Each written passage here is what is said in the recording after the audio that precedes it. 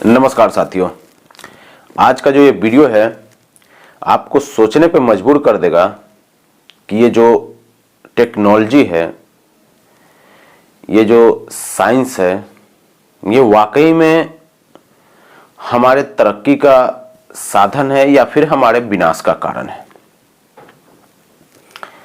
साथियों, आज हम बात करने वाले हैं महिलाओं के सुरक्षा के बारे में। उनके सुरक्षा के लिए ये साइंस क्या कर रही है, कितना काम कर रही है, किस तरह से काम कर रही है और भविष्य में किस तरह की समस्याएं आने वाली है या फिर यूं कहिए कि समस्याएं आनी शुरू हो गई है। साथियों, ये जो टेक्नोलॉजी के दुनिया में नया नया चीज, नई नई खोज करने की जो हवस है वो किस हद तक गिर चुकी है, ये आज आपको इस वीडियो में पता चलेगा। तो वीडियो में अंत तक बने रहें, सब कुछ बताऊंगा क्या है मामला।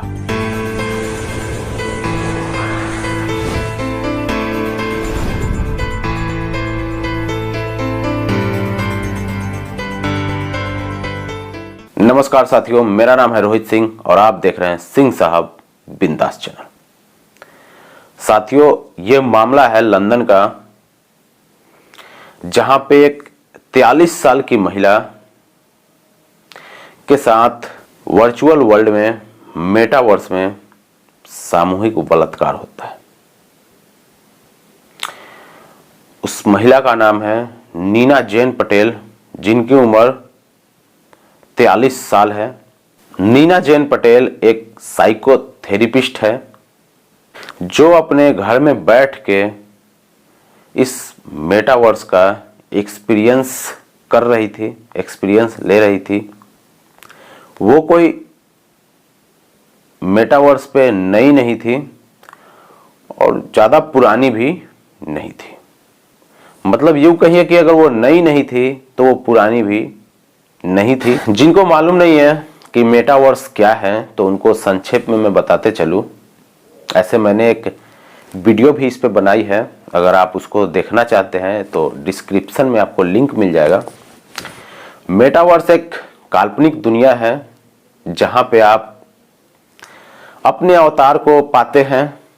आप उसके साथ किसी भी देश में, किसी भी शहर में, किसी भी एरिया में जा सकते हैं, अपने दोस्तों से मिल सकते हैं, अगर वो भी मेटावर्स में है तो अपने पूर्वजों से मिल सकते हैं, उनसे बात कर सकते हैं। यहाँ तक कि जो इस दुनिया में नहीं है, जो दिव्यांगत लोग हैं, उनसे भी आप बात कर सकते हैं।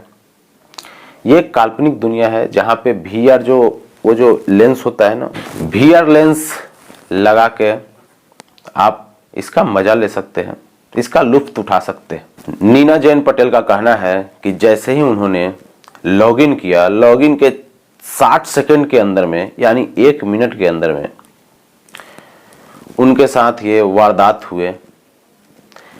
3 से 4 लोग आए और उन्हें घेर लिया।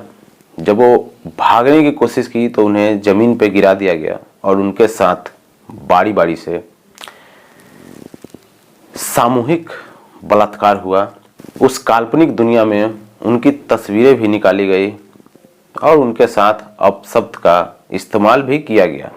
अब इस पर कुछ लोग ये कहेंगे कि भाई वो तो एक काल्पनिक दुनिया है, वहाँ पे इस तरह के वारदात कैसे हो सकते हैं, और अगर हो भी गए तो क्या फर्क पड़ता है, वो तो एक काल्पनिक दुनिया है।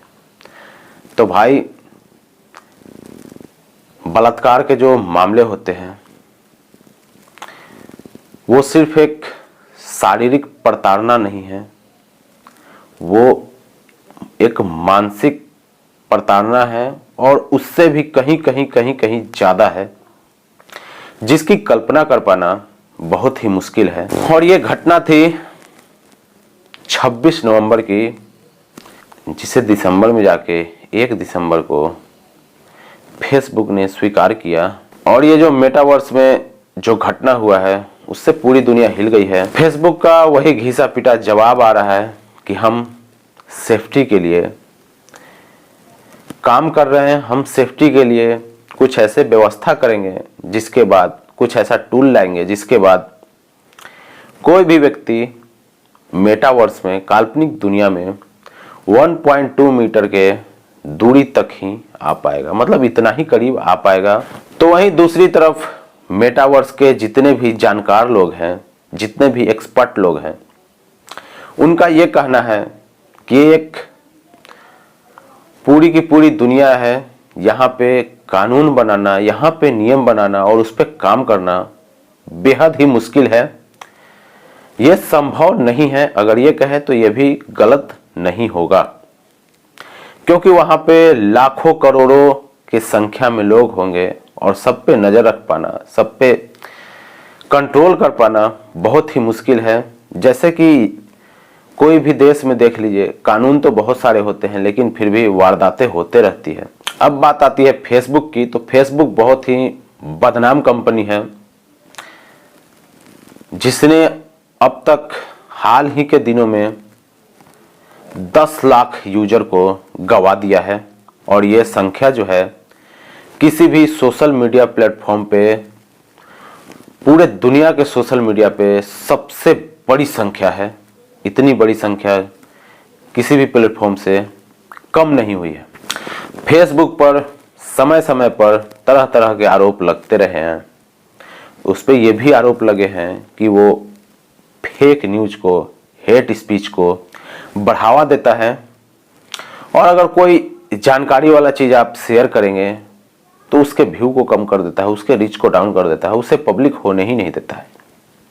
आप देखते होंगे, आप जिसे कभी जानते नहीं हैं, आपने कभी जिसका वीडियो नहीं देखा, जिसको कभी सब्सक्राइब नहीं किया, जिसके वीडियो पे कभी गए ही नहीं, उसका वीडियो अचानक से आके आपके सामने, आपके मोबाइल स्क्रीन पे, आपके कंप्यूटर के स्क्रीन पे दिखता है और वो विवादित वीडियो होता है, वो विवादित न्यूज होता है। तो इस तरह के न्यूज को फेसबुक हमेशा बढ़ा चढ़ा कर दिखाता है। फेसबुक ने 8 करोड़ 70 लाख लोगों का डाटा चुरा लिया था और इसका इस्तेमाल वो चुनाव में कर रही थी, जिसको मार्क जकरबर्ग ने सीनेट में स्वीकारा भी था कि हाँ, हमारे सोशल साइट से लोगों की जानकारी को चुराया गया है और उसका गलत इस्तेमाल हुआ है। ये मामला था कैम्ब्रिज एनालिटिका का, जिसमें मार्क जुकरबर्ग ने सीनेट में स्वीकारा था कि हाँ, हमसे चूक हुई है, डाटा लीक हुआ है, डाटा चोरी हुई है। एक डाटा एनालिसिस थी फ्रांसिस हेगन। फ्रांसिस हेगन ने सीनेट में ये बताया कि किस तरह से लोगों का डाटा चोरी हुआ और किस तरह से उसका चुनावी प्रचार में, चुनावी मुद्दों में इस्तेमाल किया गया। और फ्रांसिस हेगन ने यह मामला भारत के लिए भी बताया था कि किस तरह से फेसबुक ने भारत में चुनाव को प्रभावित किया, कैसे लोगों का डाटा इस्तेमाल किया, जाति और धर्म के नाम पर भड़काया, भड़कावी मुद्दे फेसबुक पर, सोशल मीडिया पे ज़्यादा से ज़्यादा दिखाए गए, गलत ढंग से दिखाए गए। तो फेसबुक बहुत ही बदनाम कंपनी है। तो आप कल्पना करके देखिए कि लंदन जैसे शहर में जब ये वारदात हो सकती है, जब ये घटना हो सकती है, तो अपने हिंदुस्तान में जहां 150 करोड़ के आसपास आबादी है और यहाँ पे अब हर काम ऑनलाइन ही हो रहा है, यहाँ तक कि छोटे छोटे बच्चों का पढ़ाई भी ऑनलाइन हो रहा है, उनके हाथ में मोबाइल है, वो सोशल मीडिया पे एक्टिव हैं, वो इंस्टाग्राम पे एक्टिव हो जाते हैं, वो टिकटॉक जैसे प्लेटफॉर्म, हालांकि टिकटॉक तो बैन है लेकिन उस तरह के बहुत सारे प्लेटफॉर्म हैं, वहाँ पे एक्टिव होते हैं, वो यूट्यूब पे चले जाते हैं, वो फेसबुक में घुस जाते हैं। बहुत सारी कंपनियां इस पे काम कर रही है। तो ये आने वाला भविष्य है, ये आने वाली नई टेक्नोलॉजी है। इससे कितना भला होगा ये तो अभी भविष्य बताएगा, लेकिन इसकी जो खामियां हैं वो आनी शुरू हो गई है। आपके घर में भी बच्चे हैं, आपके घर में भी बहन है, बेटी है, तो आप खुद इस पे विचार करें। ये सब मैं आप पे छोड़ता हूं और इस वीडियो को आप यहीं पे समाप्त करते हैं। वीडियो अगर आपको अच्छी लगी हो तो लाइक कर दे, और अभी तक आपने हमारे चैनल को सब्सक्राइब नहीं किया है तो सब्सक्राइब करके बेल आइकन को दबा दे। धन्यवाद। जय हिंद।